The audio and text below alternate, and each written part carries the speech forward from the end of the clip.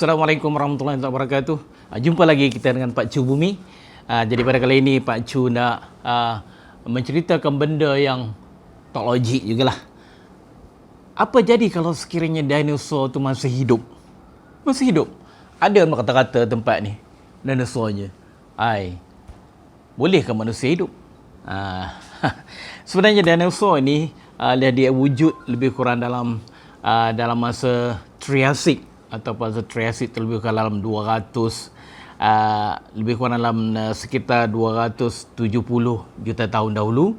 Dan kemudian dinosaur ini hidup dengan banyaknya mana dari segi perubahan spesiesnya daripada satu spesies pada satu spesies yang lain, maka dia mendominasi bumi ini adalah dalam sekitar Jurasik. Jadi Jurasik itu adalah satu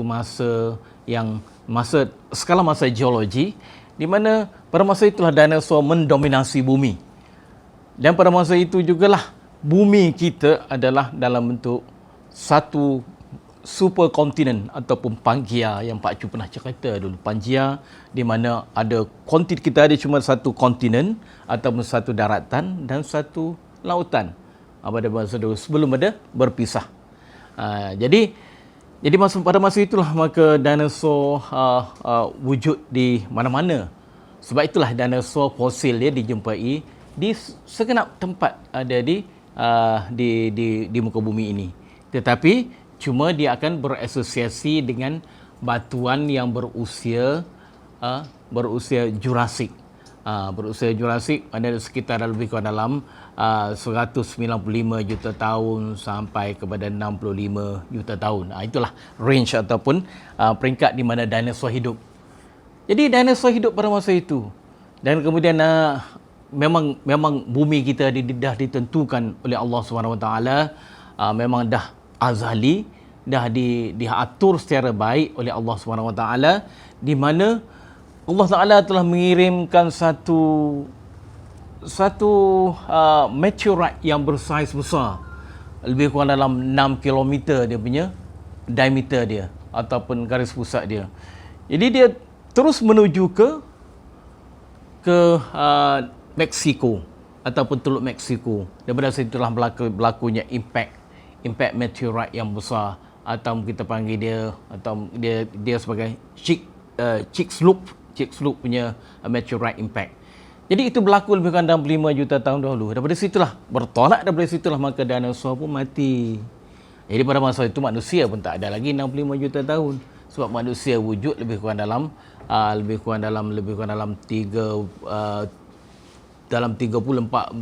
ribu tahun dahulu kan. Dan Nabi Adam pun wujud lebih kurang dalam 100 ribu tahun.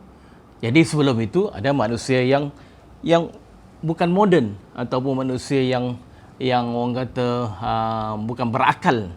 Jadi manusia Homo erectus, Homo sapien, dan kemudian dari situlah maka diperkenalkan manusia yang betul-betul waras, diwarisi oleh Nabi Adam. Pada masa itu daripada hentaman meteorit itulah maka dia terkeluarnya sulfur yang ada di dalam lautan pada masa itu, di lautan Teluk Mexico, dan sulfur itu dah terperuap ke udara, dan kemudian disebabkan oleh saiz yang besar, sebabkan volume ataupun kandungannya banyak, maka berlakulah pengasidan ataupun hydrogen sulfide yang ada di muka bumi, dan daripada situlah maka akan wujudnya acid rain. Daripada acid rain dan menyebabkan pokok-pokok mati. Jadi pokok-pokok mati yang kita tahu bahawa dinosaur ni banyak makan pokok. Tapi ada juga yang carnivore, tetapi yang majoritinya adalah herbivore ataupun makan tumbuh-tumbuhan. Jadi daripada situlah makanya matilah dinosaur, dan habislah dia punya keturunan dia pada 65 juta tahun dahulu. Jadi kejadian itu adalah di mana pada masa itulah lebih kurang dalam 90% kehidupan yang ada di atas muka bumi ini mati, atau kita panggil dia sebagai satu kepupusan secara global. Jadi dan bermula dari situlah maka akan adalah kehidupan lain berevolusi sampailah kepada Homo erectus dan juga Homo sapien, dan kemudian bermula dengan Nabi Adam lebih kurang dalam 10,000 tahun dahulu. Jadi itulah, kalau sekiranya kita bayangkan, kalau andai kata dinosaur masih lagi wujud sekarang ni, maka tak tahulah, mungkin kita ni tak ada lah kot. Mana manusia ni tak mungkin ada di atas muka bumi, kerana dinosaur tu habis. Tak boleh nak buat kerja kita. Kita tengok dalam filem lah, dalam filem yang dikeluarkan beberapa siri yang berkaitan dengan dinosaur, betapa susahnya kehidupan manusia apabila dinosaur ni ada. Itulah yang Pak Cu boleh kongsikan pada kali ini.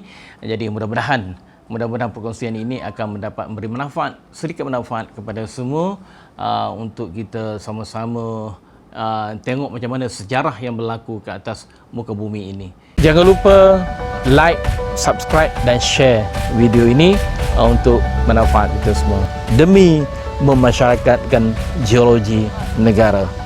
Bye bye. Assalamualaikum.